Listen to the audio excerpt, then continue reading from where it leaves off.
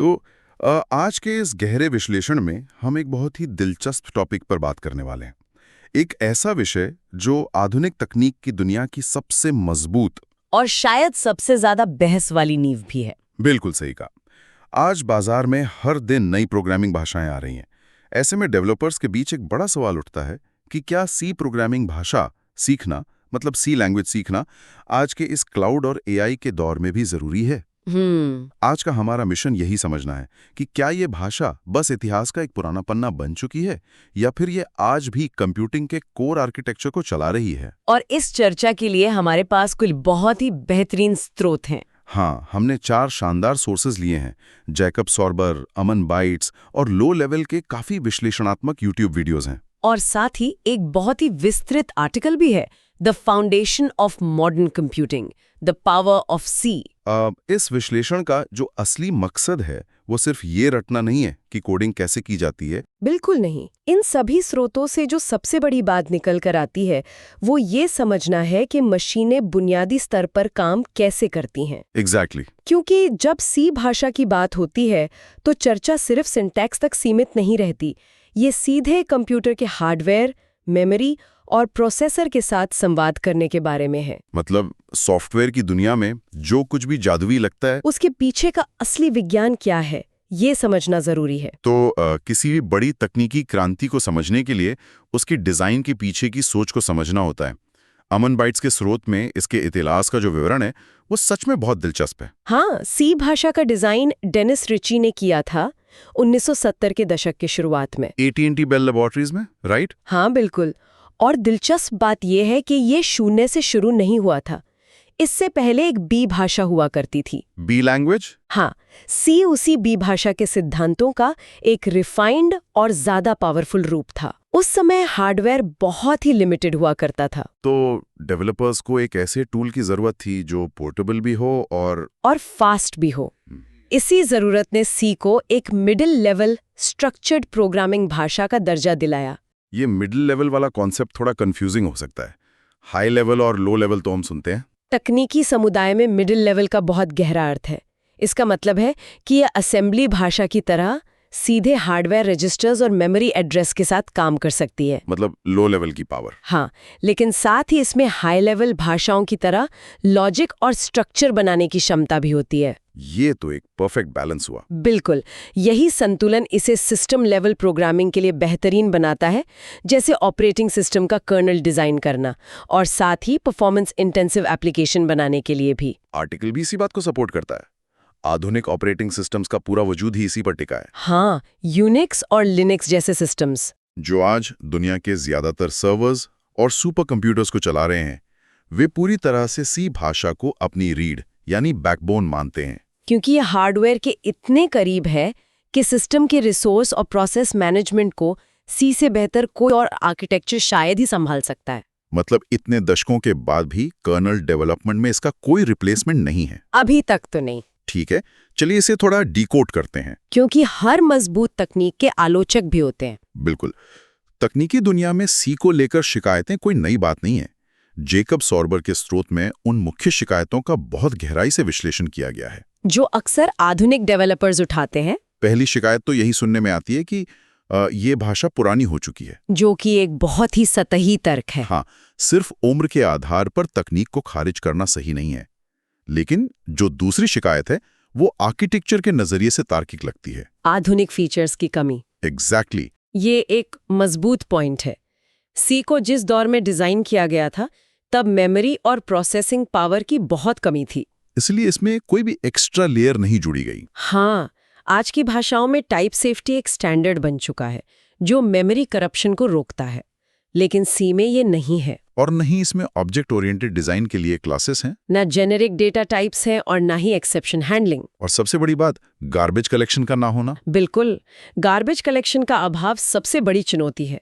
Memory को कब allocate करना है और कब फ्री करना है, ये पूरी तरह प्रोग्रामर के सिर पर होता है। मतलब एक छोटी सी गलती और भयंकर मेमोरी लीक या सिस्टम क्रैश। और यही मैनुअल मैनेजमेंट उस तीसरी सबसे बड़ी शिकायत को जन्म देता है जिसका जिक्र जैकब सोर्बर ने अपने नेटवर्क क्लाइंट वाले उदाहरण में किया था। हाँ, वो उदाहरण बहुत सटीक है। अगर एक बेसिक नेटवर्क क्लाइंट को रूबी जैसी आधुनिक भाषा में लिखा जाए तो काम शायद कुछ ही लाइनों में हो जाता है। क्योंकि भाषा खुद ही सॉकेट्स और मेमोरी बफर्स को हैंडल कर लेती है। लेकिन उसी नेटवर्क क्लाइंट को सी में लिखने का मतलब है हर एक बाइट, हर एक पॉइंटर और हर एक बफर ओवरफ्लो के खतरे को खुद मैनुअली कोड करना। इसमें जाहिर तौर पर बहुत ज्यादा समय और डीबगिंग लगती है। इससे एक बहुत जरूरी सवाल खड़ा होता है, क्या अगर इसमें सेफ्टी फीचर्स नहीं है, मेमोरी लीक का खतरा है और डेवलपमेंट टाइम इतना ज्यादा लगता है, तो इंडस्ट्री से पूरी तरह से छोड़ क्यों नहीं देती? इस सवाल का जवाब हमें भविष्य की ओर देखने पर मिलता है।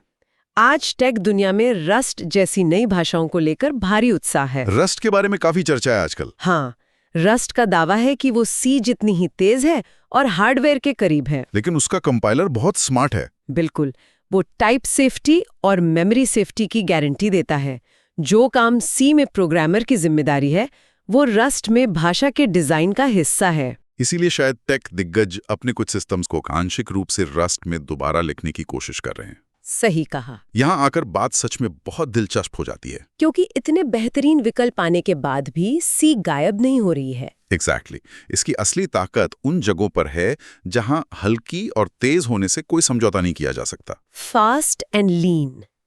सी में कोई भी रन टाइम ओवरहेड या फालतू का कचरा नहीं होता है। जो कोड लिखा गया है, प्रोसेसर सिर्फ उसी को एग्जीक्यूट करता है। बैकग्राउंड में कोई गार्बेज कलेक्टर अचानक से प्रोसेसर को धीमा नहीं कर सकता। और यही डिटर्मिनिस्टिक रवैया इसे एम्बेडेड सिस्टम्स का बेताज बादशाह बनाता है। आर्टिकल में इस बात का बहुत ही बेहतरीन विश्लेषण है। आज घर के स्मार्ट उपकरणों से लेकर ऑटोमोटिव कंट्रोल यूनिट्स तक हर जगह एम्बेडेड सिस्टम्स हैं। एक कार के एंटी लॉक ब्रेकिंग सिस्टम यानी एबीएस के बारे में सोचिए। हाँ, जब सेंसर ब्रेक लगाने का सिग्नल देता है तो रिस्पॉन्स कुछ माइक्रोसेकंड्स में आना चाहिए। इसे रियल टाइम परफॉर्मेंस कहते हैं। जहां टाइमिंग ही सब कुछ है। सी भाषा सीधे हार्डवेयर रजिस्टर्स और बिट लेवल ऑपरेशंस को कंट्रोल करती है। वहां बैकग्राउंड प्रोसेस चलने की कोई गुंजाइश नहीं होती। बिल्कुल नहीं। सॉफ्टवेयर की दुनिया में भी इसका प्रभाव कम नहीं है।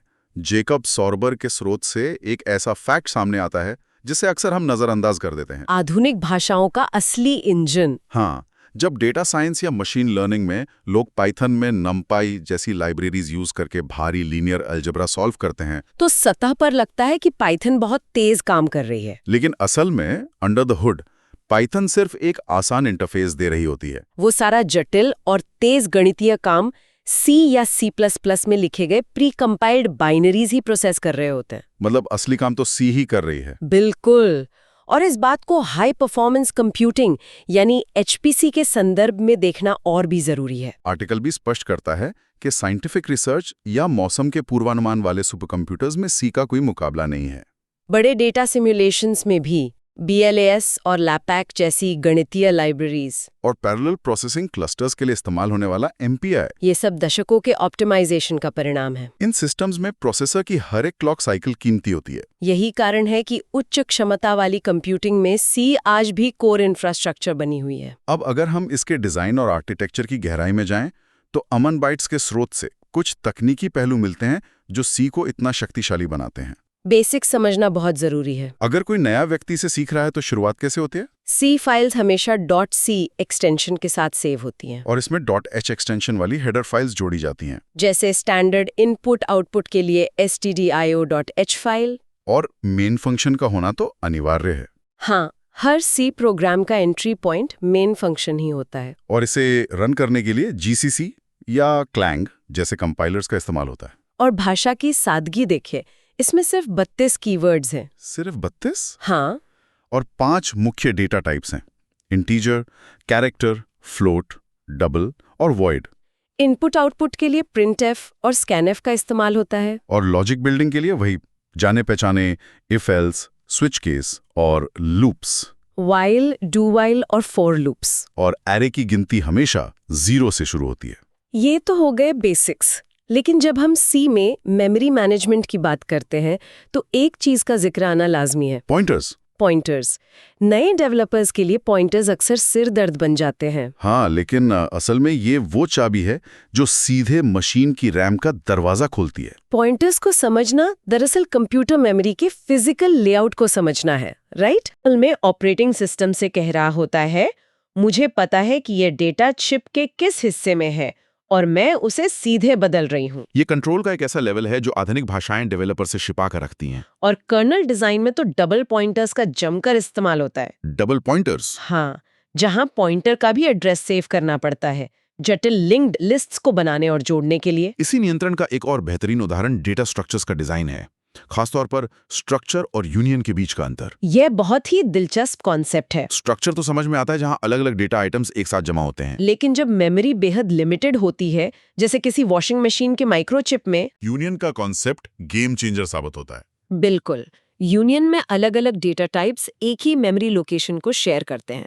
यानी मेमोरी ब्लॉक एक ही है, लेकिन उसमें रखा जाने वाला डेटा रन टाइम पर बदल सकता है। ये मेमोरी की बचत करने का एक ऐसा निंजा तरीका है जो सिर्फ हार्डवेयर के इतने करीब रहकर ही संभव है। इतने सारे जटिल नियम, पॉइंटर्स के साथ सिस्टम क्रैश का खतरा और मैनुअल मेमोरी मैनेजमेंट। हाँ, रिस्क तो है। यहाँ लो लेवल वीडियो के स्रोत का एक बहुत ही अलग नजरिया सामने आता है। कोई भी ये पूछ सकता है कि इतने खतरनाक साइड इफेक्ट्स वाली भाषा को आज भी यूनिवर्सिटीज में क्यों पढ़ाया जाता है? इसका जवाब ये है कि सीखने वालों के लिए ये खतरा ही सबसे बेहतरीन टीचर है। कैसे? सी भाषा की कोई भी एक लाइन सीधे सीपीयू के असेंबली इंस्ट्रक्शन से लगभग एक से एक मेल खाती है। मतलब ये कोई जादू नहीं है? बिल्कुल नहीं। उस वीडियो में दिया गया उदाहरण इसे साफ कर देता है। हाँ, जब कोड में एक सामान्य सी लाइन लिखी जाती है, इंटीजर x इक्वल्स टू 0, तो आधुनिक भाषाओं में ये सिर्फ एक वेरिएबल बनाने जैसा लगता है। लेकिन सी में ये डेवलपर को सोचने पर मजबूर करता है कि प्रोसेसर असल में कर क्या रहा है। सीपीयू के अंदर स्टैक पॉइंटर में बाकायदा जगह एलोकेट होती है, जिसे असेंबली लेवल पर सब SP 1024 जैसे इंस्ट्रक्शन के रूप में देखा जा सकता है। और फिर उस स्टैक फ्रेम में एक कांस्टेंट 0 को मूव किया जाता है। अगर हम इसे बड़ी तस्वीर से जोड़कर देखें तो जेकब सॉबर का टीचिंग एक्सपीरियंस बहुत कुछ बयां करता है। हाँ, जब वे क्लासरूम में सी पढ़ाते हैं तो उनका ज्यादातर समय सिंटैक्स समझाने में नहीं जाता, बल्कि ऑपरेटिंग सिस्टम्स के काम करने के तरीके समझाने में जाता है। मेमोरी हायरार्की और कंप्यूटर आर्किटेक्चर जैसे असल कॉन्सेप्ट्स को गहराई से सिखाने में। सी भाषा डेवलपर्स को ये दिखाती है कि सीपीयू की असली लिमिटेशंस क्या हैं और कंप्यूटर के रिसोर्सेज कितने कीमती हैं। आर्टिकल भी इसी बात पर जोर देता है कि आधुनिक सहूलियतें न होने का सीधा फायदा प्रॉब्लम सॉल्विंग स्किल्स को मिलता है। जब कंपाइलर हर छोटी गलती पर आपको नहीं बचाता तो आपको मजबूरन मजबूत डिबगिंग स्किल्स डेवलप करनी पड़ती हैं। और यही वजह है कि एक बार सी के इकोसिस्टम की कठिनाइयों को पार कर लेने के बाद C++, जावा या जावास्क्रिप्ट जैसी भाषाएं समझना बहुत आसान हो जाता है, क्योंकि तब डेवलपर सिर्फ कोड नहीं लिख रहा होता, वो ये भी देख पा रहा होता है कि आधुनिक भाषा बैकग्राउंड में कैसे सी जैसी ही प्रक्रियाओं को सिम्युलेट कर रही है। ये हर दूसरी भाषा के लिए एक मजबूत गेटवे बन जाता है। सी भाषा सीखने की प्रक्रिया वास्तव में सोचने के तरीके को बदल देती है। ये सिखाती है कि कोड हवा में नहीं चलता, वो सिलिकॉन और बिजली के फिजिकल नियमों से बंधा होता है। ये एब्स्ट्रैक्शन की परतों को हटाकर मशीन की सच्ची और कच्ची रियलिटी को सामने रख देती है। एकदम सही। तो इन सब का आखिर मतलब क्या है? निष्कर्ष? हाँ, आज के इस गहरे विश्लेषण का सबसे बड़ा निष्कर्ष यही है कि सी सिर्फ तेज कोड लिखने का कोई शॉर्टकट नहीं है, और ना ही ये गुजरे जमाने की तकनीक है। ये कंप्यूटर से उसकी असली और बुनियादी भाषा में बात करने का एक सशक्त माध्यम है। जो भी इस भाषा की जटिलताओं को साध लेता है वो सिर्फ एक कोडर नहीं रहता, बल्कि कंप्यूटर साइंस के उन मूल सिद्धांतों को आत्मसात कर लेता है जिन पर आज की पूरी डिजिटल दुनिया खड़ी है। और यही बुनियादी समझ एक डेवलपर को आर्किटेक्ट बनाती है, जो ये जानता है कि किसी भी सिस्टम को ऑप्टिमाइज कैसे किया जाए। बिल्कुल।